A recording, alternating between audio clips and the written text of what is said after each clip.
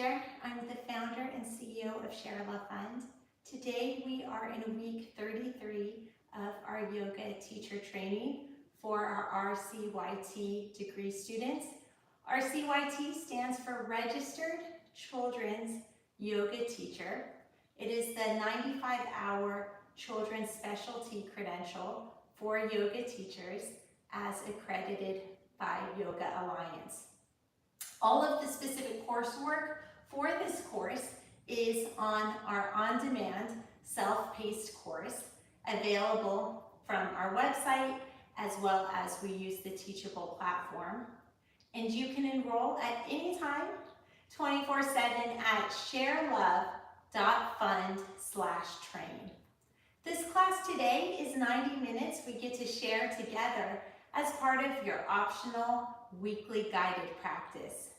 Each week we have a pose of the week so that without even trying, you get to master 45 key poses of the Share method. And after we learn 9 weeks, then we have a week to marinate. We call it a review week. Our review weeks are weeks 2, 12, 22, 32, and our final week 52. Why do we have 52 weeks of lessons? That seems like a lot for all you busy folks. It is a lot, and that's why these classes are optional. And we did it because ShareLove.Fund and the Share method was created specifically to address the problems that isolated women who were incarcerated during COVID faced. And we found through case studies that women who are incarcerated have a higher chance of becoming insane than men. And by pacing our course to be a once-a-week course for the year, and by developing 6 Yoga Alliance accredited courses, we were able to, and we're not even 6 years old yet, so we'll see, but so far, as we're embarking on our 3rd year, we have not completed our 3rd year yet, but as we're embarking on it, we are finding that the pace of 1 degree a year and 1 lesson a week is a really, really great pace to help our incarcerated women stay focused on how they are going to be the best version of themselves today. So being true to who we are offering to the public the same exact program we offer to incarcerated women, except you are watching this. If you're watching this, it means that you are free because you don't get live YouTube and Wi-Fi in a custodial situation, or it is certainly not the norm. Okay, so the pose of this week is Dolphin pose. I'm just going to briefly show it to you so we're all on the same page. It is you can start in sort of downward puppy and then push up to down dog. In down dog, you might be very confident with your heels down, and you'll notice that it is a deeper hamstring stretch when you are in dolphin. So this is what it looks like, but we're going to do our usual, start with a meditation, do a nice warm up into it, and then end with a nice, long, delicious Savasana. So what do you need for this class? You don't need anything but you. However, I encourage everyone to use this as an opportunity to hydrate. And while that is not traditional in yoga, it's a great way to multitask because the vast majority of our students are dehydrated. So I always say, if you get one nugget from this class, just use it to hydrate yourself. So I am an attorney by trade. I am an experienced yoga teacher just because I've always really been into credentials. Whenever I do something, I take it to the max. But this is not about me being the best yoga teacher. This is about you using your time most wisely for you. And I suggest grabbing a glass of water and I believe that nurturing yourselves is even more important than anything I have to say, and even more important than being a yoga purist. We're all going to get the degree if you are enrolled in our program, so you don't have to worry about it, and you can use this as a time to nurture your body. So let us break for a moment, get everything you need to feel good. Water, if you haven't eaten all day, grab a snack, but please don't choke. We'll take it easy. It will be a great feel-good class. I definitely want everyone to hydrate. Okay, see you in a minute, and I'm gonna grab a water myself.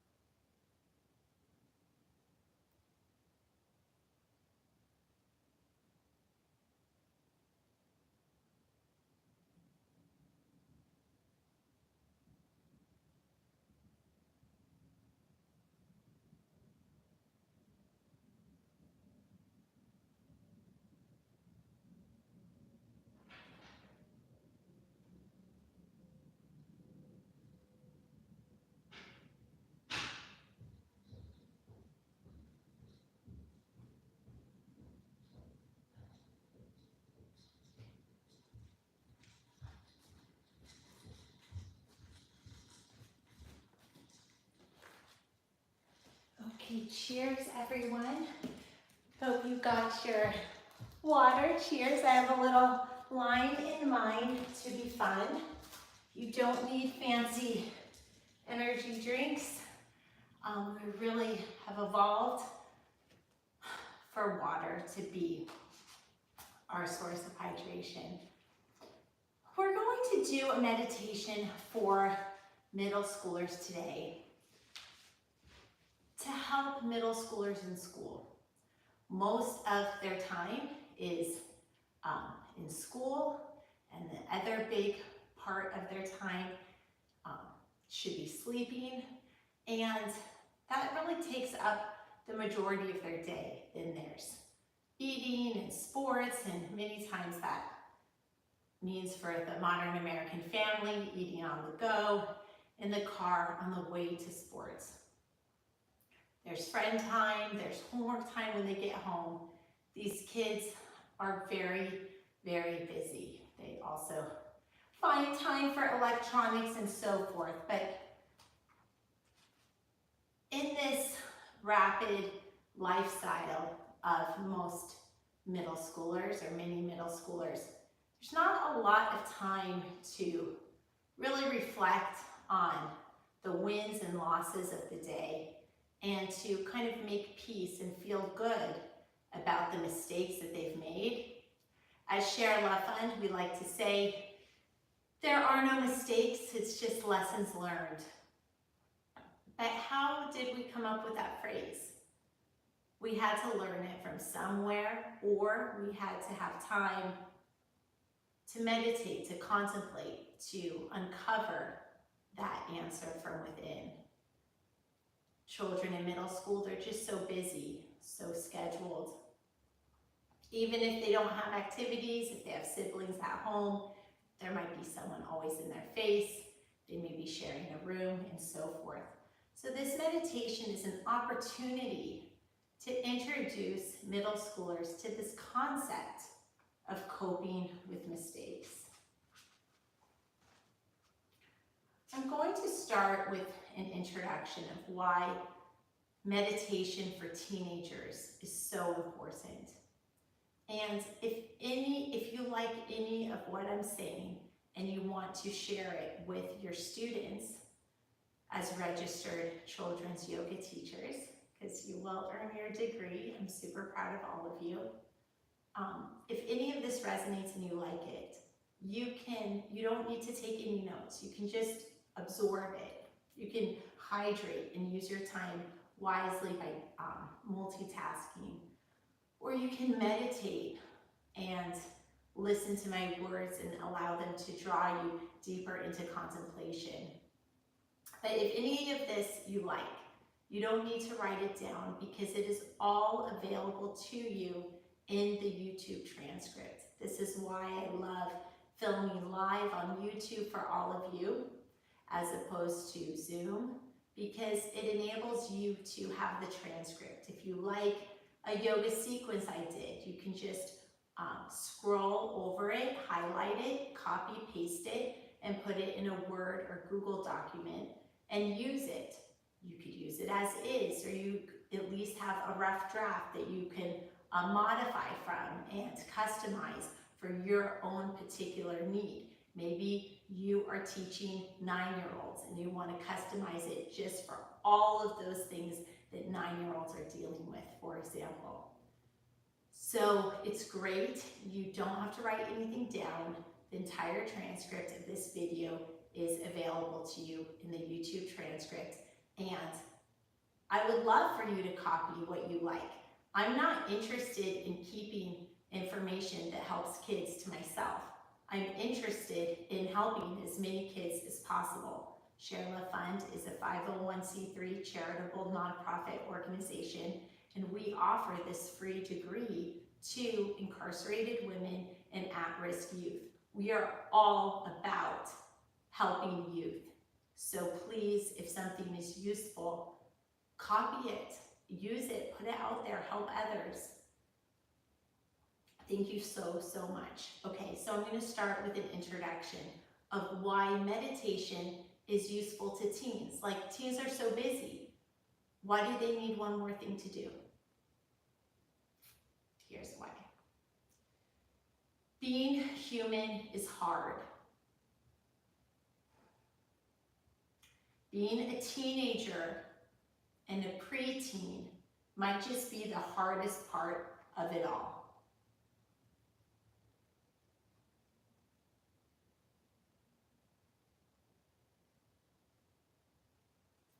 You are often treated like a child, yet you are expected to behave like an adult.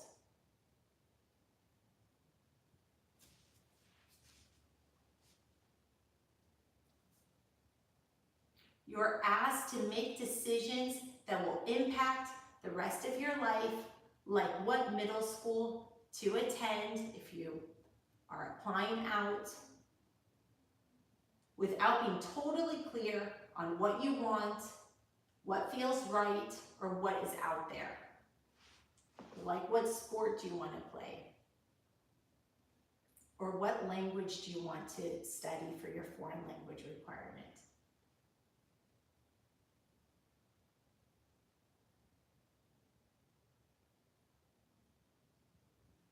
You're figuring out where you fit and who you are, which can make you feel like there's something wrong with you, especially when you just aren't sure of either.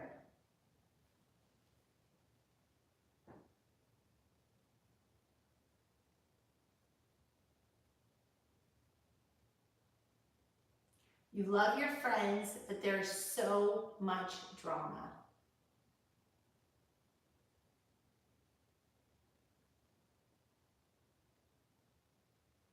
You love your family, but sometimes it feels like you live on completely different planets.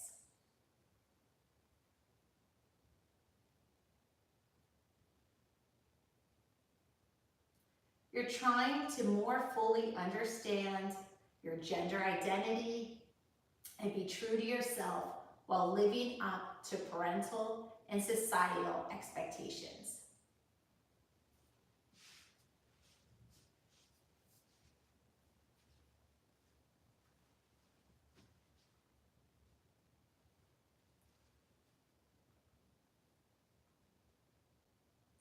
You want to feel comfortable in your own skin, but everywhere you turn, you get the messages telling you that you should look or be some other way.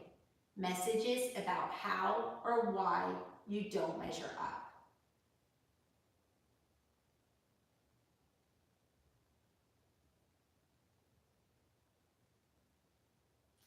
And because all this is new and all this is challenging, what worked before to help you manage stress and deal with your life seems totally inadequate now.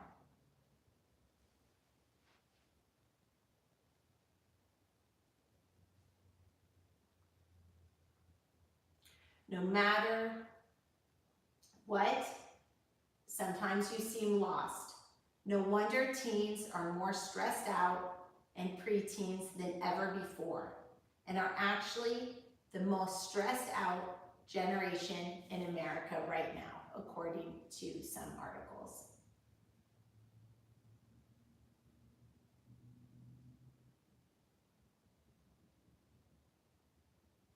The practice of meditation can offer freedom.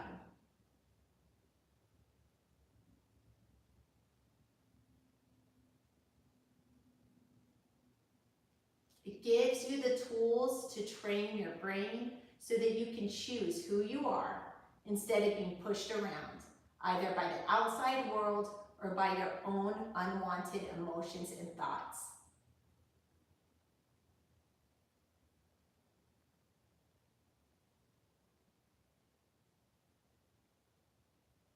And that is all you need, just already within you.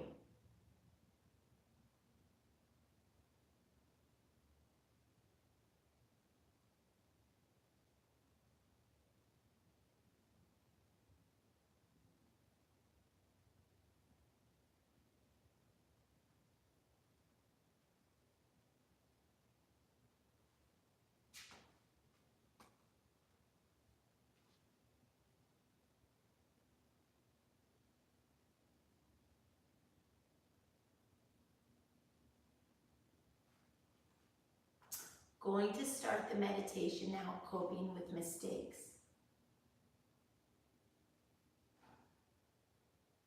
Continue being in a comfortable seated position. If you were in an asymmetrical pose like I was, feel free to switch and switch sides. And I'll look at the time so that we can be evenly timed in each side. As you take a few deep breaths, contemplate the following. Here are 2 facts of life. The first fact of life is that you are human.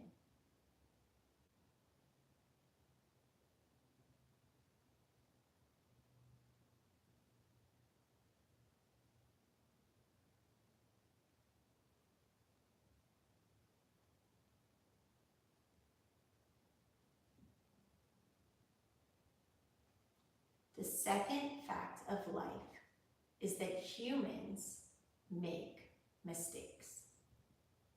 It's a fact. It is going to happen. In yoga, we talk about resistance to reality magnifies suffering. In a prior class, we said that one philosopher wrote suffering as a mathematical equation.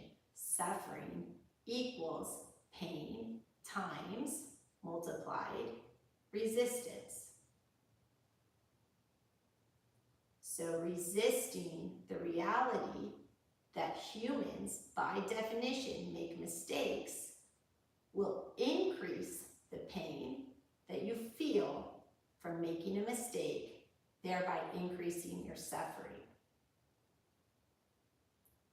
For those of you that like math, math is a way to take the emotionality out of it by equating words as formulas. The thing is that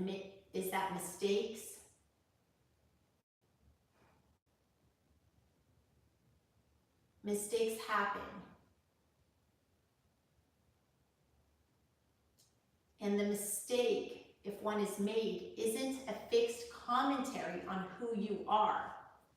We did an earlier meditation called You Are Not Your Thoughts. We can extrapolate those lessons learned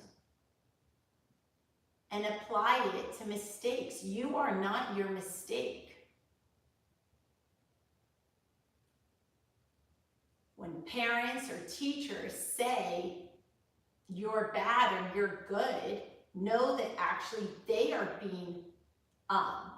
doing a poor job in their role as mentor, leader, caregiver, because modern psychology tells us that we are not supposed to label a whole person as good or bad. We're supposed to separate the entity, the living being, from the behavior and say, you didn't do well on your test. Your test results were not good.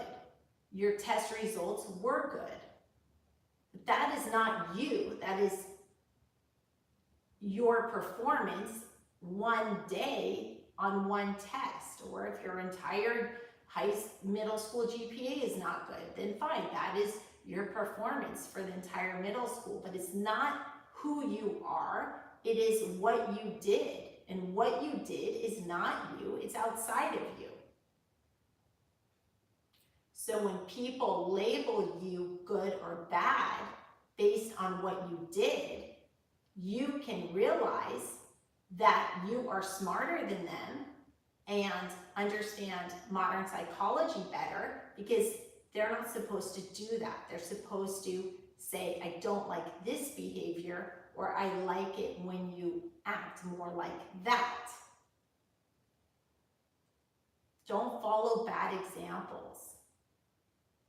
Now you know better. So when you make a mistake, remember that you are not your mistake. And if other people tell you you are your mistake, know that they just aren't as educated as you in knowing that No, you are not your mistake. That we do many different things. I fly on an airplane, but I definitely cannot fly. And nobody can, and we should be careful around windows because we are human and we cannot fly. We are not the things that we do. That doesn't mean you shouldn't take responsibility. This comes with the premise that you should always try to do your best.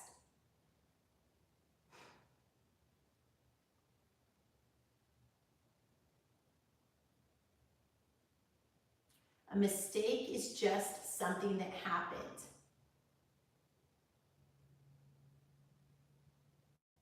With mindfulness, the mistake can be less of a reaction. You don't have to name call. You don't have to say you're an idiot. With mindfulness, we get out of the fight or flight mode into the response, the thinking, the deliberate action. We shift from reaction to response. And we can respond from a place of compassion. Like, wow, I really rushed that test. Or, you know what? It was harder than I expected. With mindfulness, we can create a response like, I made a mistake. That sucks, but it happens. Until someone invents a machine, like a time machine where you can go back in time, you can't change the past. So by beating yourself up, you are just weakening your ability to do better in the future. It doesn't do anything. Telling yourself how bad you did doesn't do anything except make you feel worse. If you make a mistake on a test, for example, trying to really dissect it, like what went wrong? How can I crack the code to do better in the future? Now that's constructive, but just calling yourself names or saying I'm not good at this, I'm not good at that. Well, I don't know, figure out how to get good at it. Anything is possible, right? You're in middle school. So who knows? Some people are late bloomers.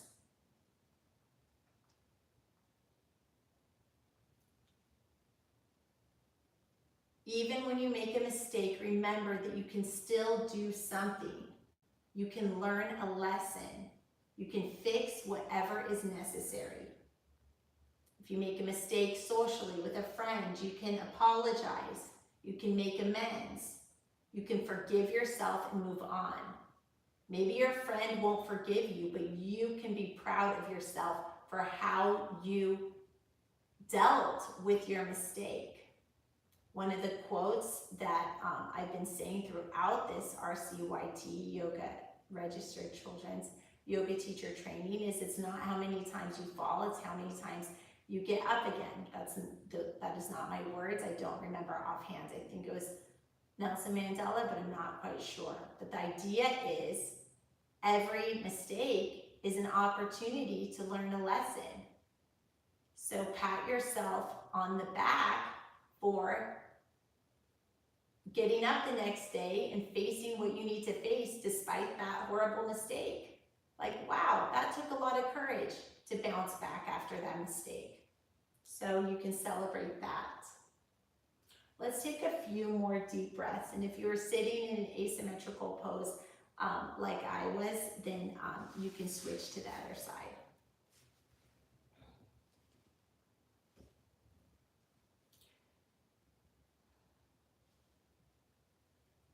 Slow down and try self-compassion with each breath.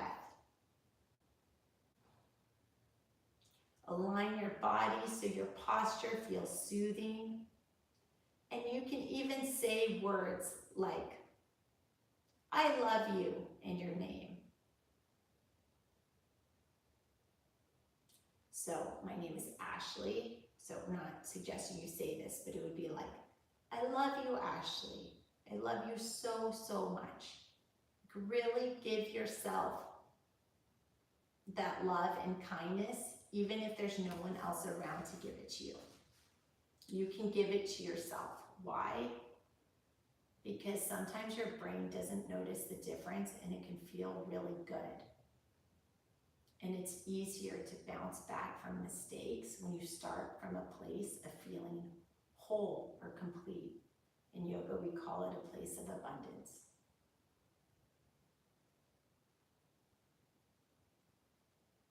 Remind yourself that it is okay to not be okay. That means that it is okay to not feel okay. That nobody feels awesome all the time. So just like the ocean ebbs and flows, when you feel awful, you can say, oh, I feel really awful. I know that there will be better days and this feeling won't last forever. I know that even the luckiest people in the world feel awful sometimes. It is okay to not feel okay. Not feeling okay, unless it's a medical issue, is generally not a state of emergency.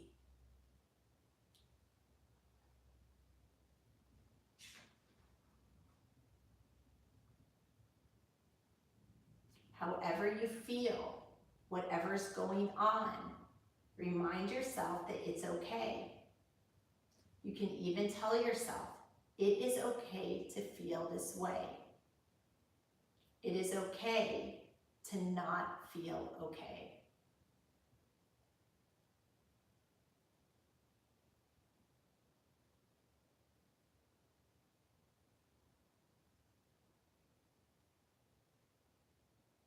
See if you can turn toward this feeling rather than ignoring it or resisting it.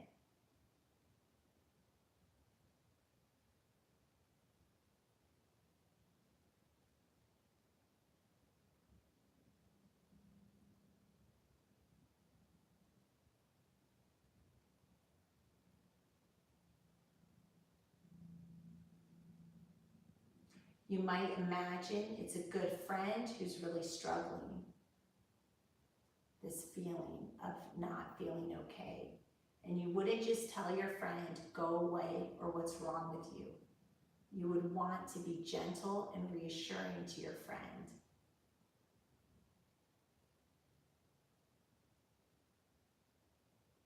When you don't feel okay, it might bring up tears or different emotions and sensations.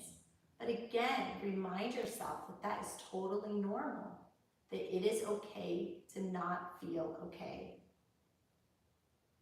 It is just your nervous system letting go of stress. You can inhale supportive feelings and exhale all that doesn't serve you. And if you cry, to let go of that stress, to embrace that mistake, it is okay. It is okay to not feel okay. Try to be as gentle with yourself as you are with others.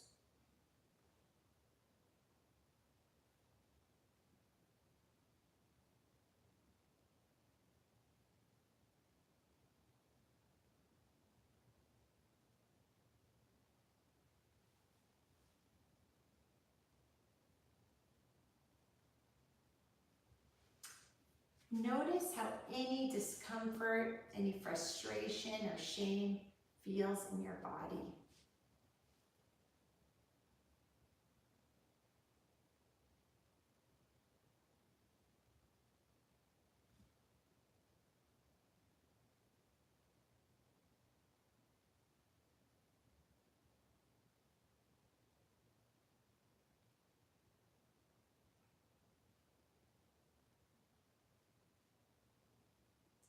Try to let those feelings be present without beating yourself up for having them.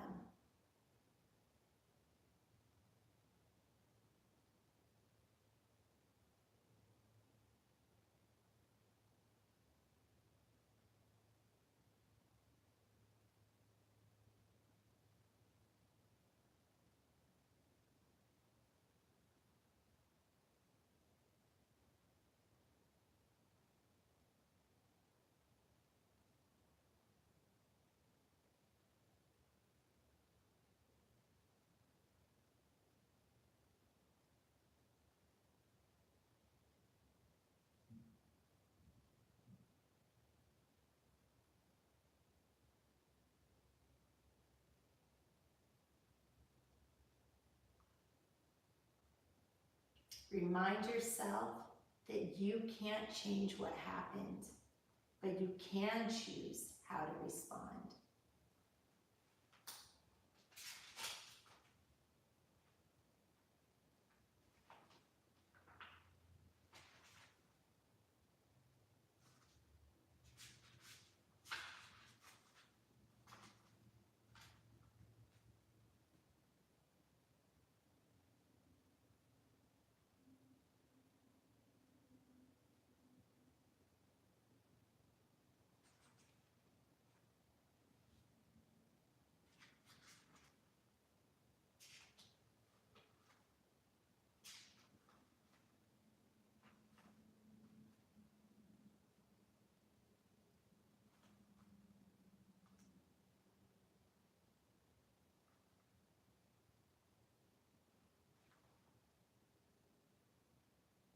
Ask yourself, if there's a lesson to be learned here, instead of ruminating on the past, see what you can do to change the future. Do you need to do something to make amends?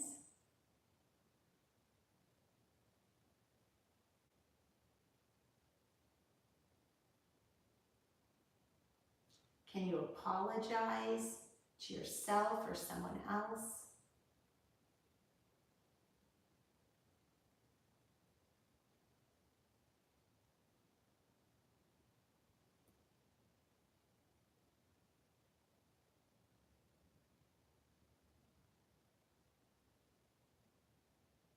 How can you forgive yourself and move on?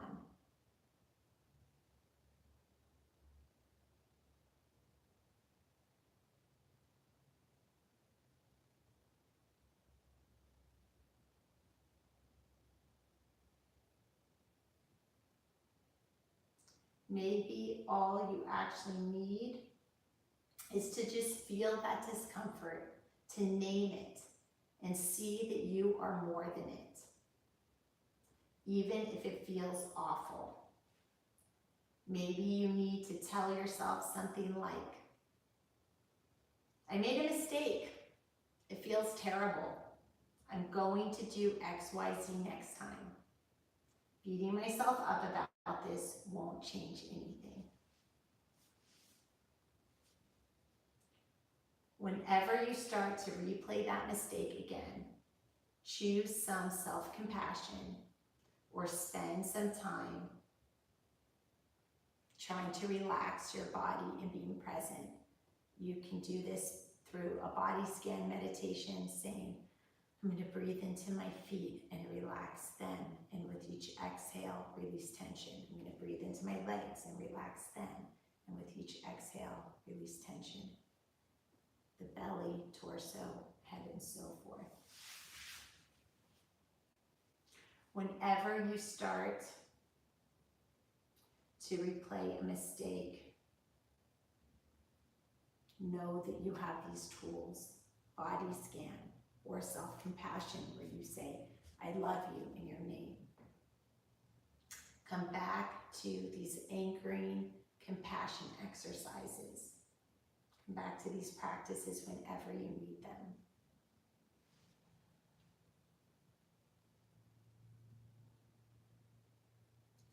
The idea is that through this practice, through this meditation, it will be a tool for you in the future to more easily find a way to forgive yourself for mistakes so that you can move into that zone of productivity where you're actually learning from mistakes and optimizing your living strategies.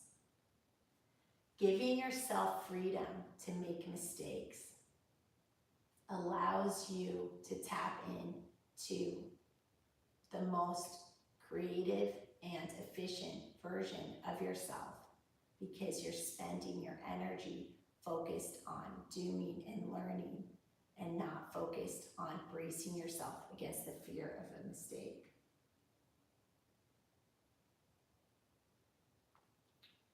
Being able to find forgiveness and using tools of meditation can be an incredibly powerful tool because it allows you to distinguish the results of your actions from who you are. Just because you did something bad doesn't mean that you're a bad person. It means that you did something bad. It is what it is. You might ask yourself, what does it take to forgive yourself and see yourself as more than just some mistakes? I'm going to take a moment of silence for this question. What does it take for you to forgive yourself and to see yourself as more than just some mistakes? Take a moment of contemplation.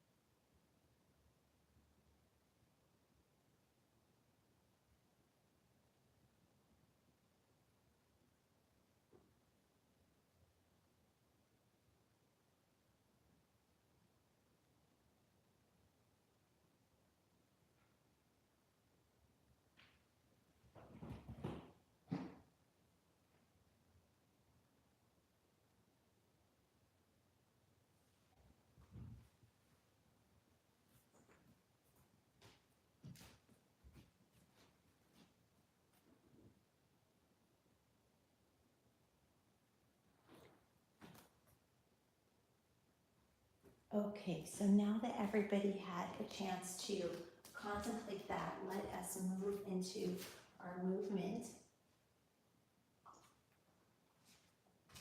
If you have a glass of water, put it to the side. So from a comfortable seated position, inhale, arms up, and exhale, stretch to one side. Really feel a stretch in the side body, as if your back is flat against the wall. Reach, reach, reach, and come back to the other side, and really stretch.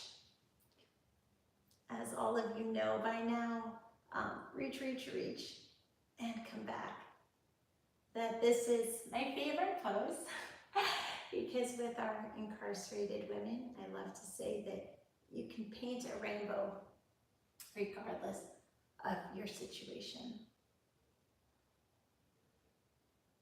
And we'll stretch a little more. You can pair your stretch with the breath.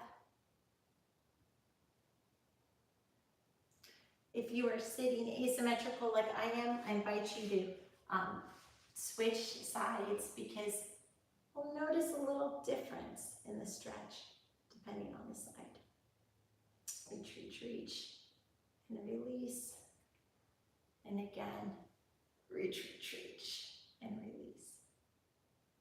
See how each side of the body may feel different in the stretch. I'm going to hold it for a little bit just to really enjoy the side body stretch benefits.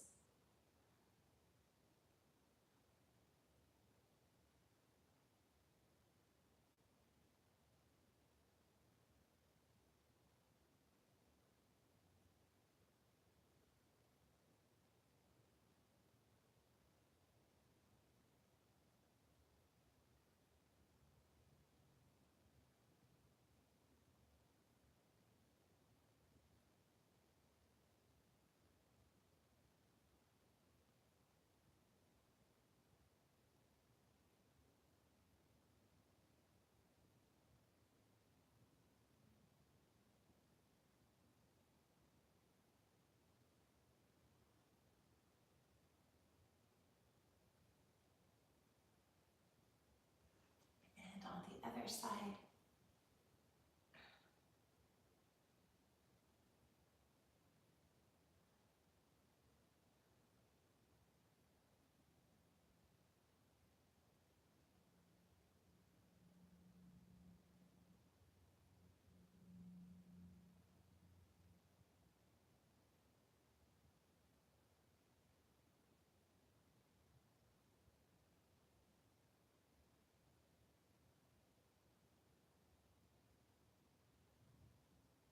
And exhale, and you can switch sides again if your legs were asymmetrical. One more time, this will be the last time.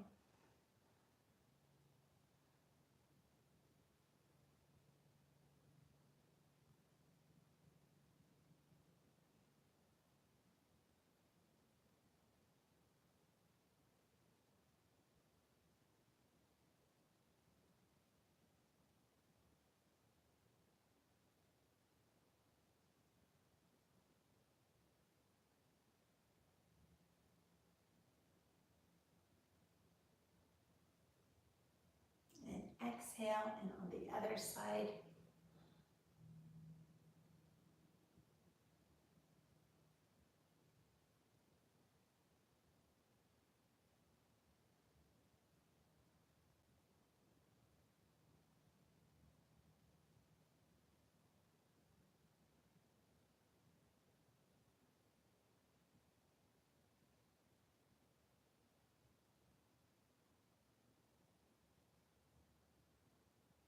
And reach, reach, reach, and come back. Inhale, wheel the arms all the way around and come to table. From table, knees hip width apart, feet flat on the ground to your mat. If you feel unstable, you can curl the toes under for added traction. But if you're okay, then leave it as is. Hands underneath your shoulders. And it's a spinal twist. It's a spinal stretch. Bring your navel to the mat. And opposite, as if there was a string from your belly button through your back to the ceiling. We'll push up into down dog. Today is our pose dolphin. And down dog is a wonderful way to get into it. Coming down to our forearms. Let's pedal out the feet a little bit. Dolphin really gives a deeper hamstring stretch. So if you are one of those folks that in down dog is able to get your feet, your heels to the ground, dolphin really tests the limit of that. So let's bend a knee and just really pedal out the feet. A wonderful aspect of dolphin is that it alleviates stress on the wrists. You're not on your wrist. Let's pedal out to the other foot. So this is a wonderful way to really get a deep hamstring stretch, to really stay in this downward dog type of position without having the stress on your wrists. And then come back to both feet in dolphin. From dolphin, you can come down to your knees and scooch up to Sphinx pose. Last week we did plank, forearm plank. So we can push up to forearm plank and then walk our hands into dolphin. This is a wonderful way to sequence. Dolphin can go to forearm plank, can go to Sphinx. From Sphinx, let us roll on our back and enjoy a nice stretch. Knees into chest, cross your legs as if you're having a tea party, hands on opposite ankles, and bring your knees into chest while fanning out your feet. Enjoy a nice stretch on your hip.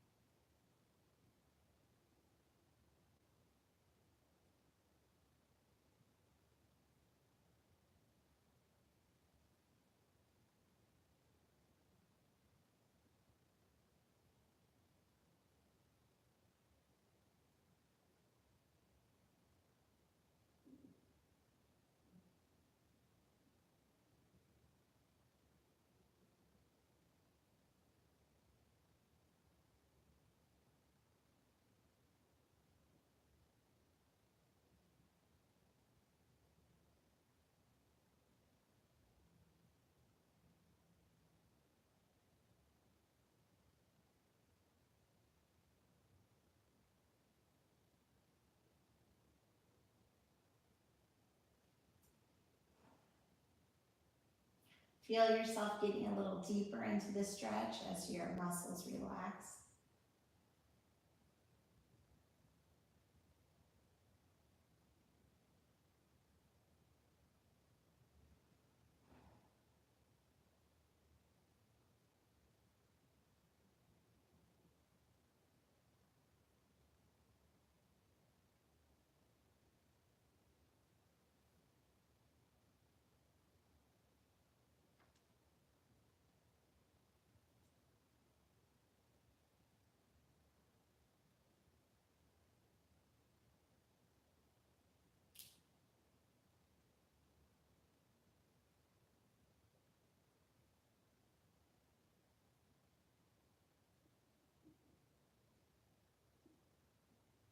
Bring your knees back into chest, rock side to side. Really massaging out the spine, feeling the sacrum connect with the mat. Cross your legs on the other side like you're having a tea party. Bring your knees into chest, fan out your feet, and stretch your glute on the other side.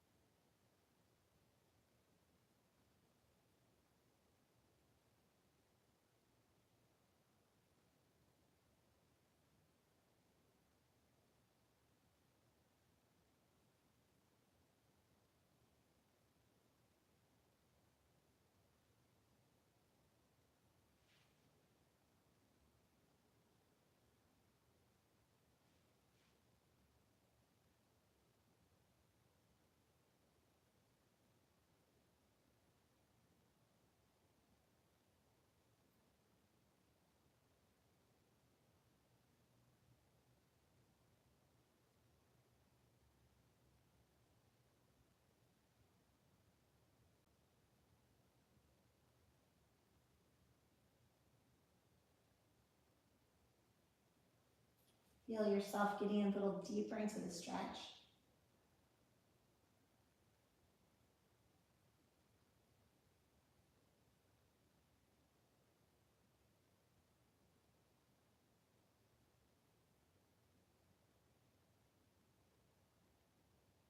Exhale, grab a hold of your toes, and then slowly try to bend your knees and slowly try to pedal out your legs to the extent that feels good that you can. So for some people, it might be like really bent leg and then less bent leg, either way.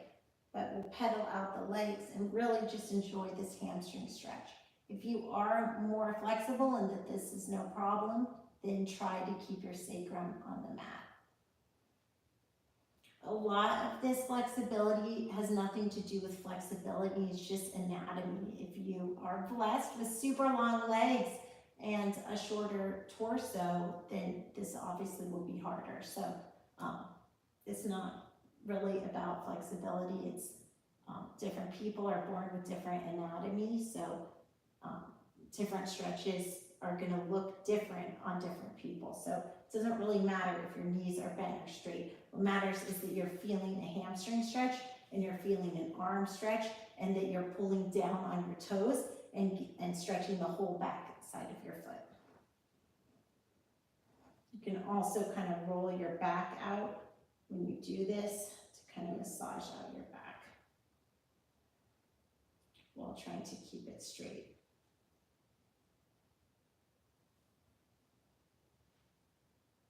Pedaling out the feet allows you to isolate one side and get a deeper stretch.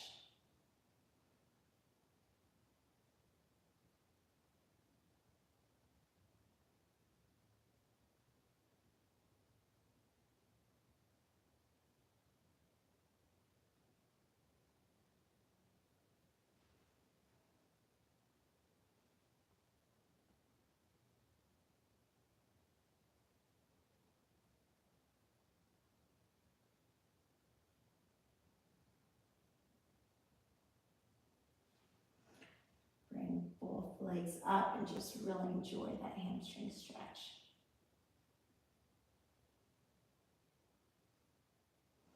Exhale, slowly bring your legs to the mat. We're doing it slowly so we get the benefit of an abdominal exercise.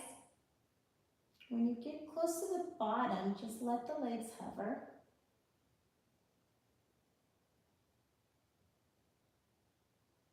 And hover a little more.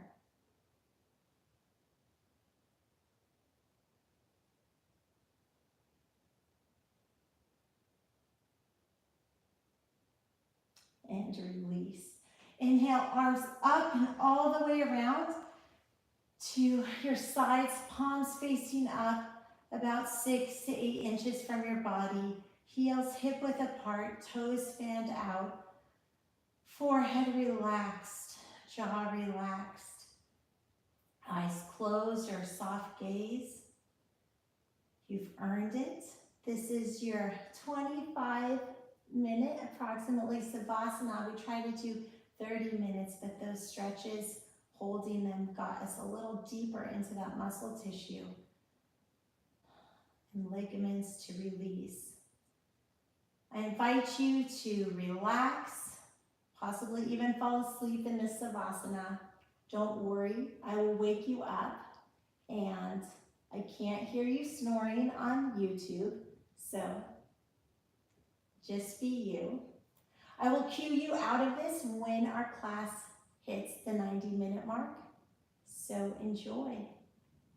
I'm going to get up, but you don't need to. I encourage you to enjoy the remainder of this class with a nice, delicious, well-earned Savasana. I'll be back.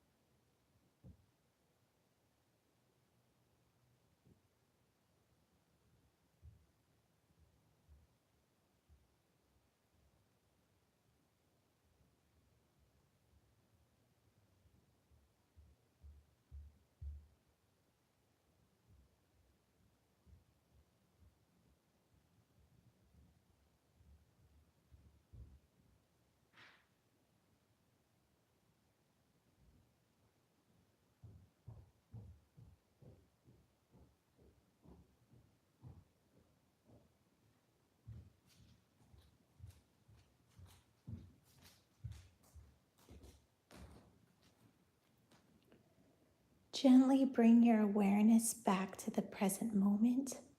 Wiggle your toes. Bring your knees into chest and roll over to the right or the left, either side. Take a few breaths in this fetal position and gently push yourself up to a seated position. May the light in me be the light in you. Have a blessed day. Namaste.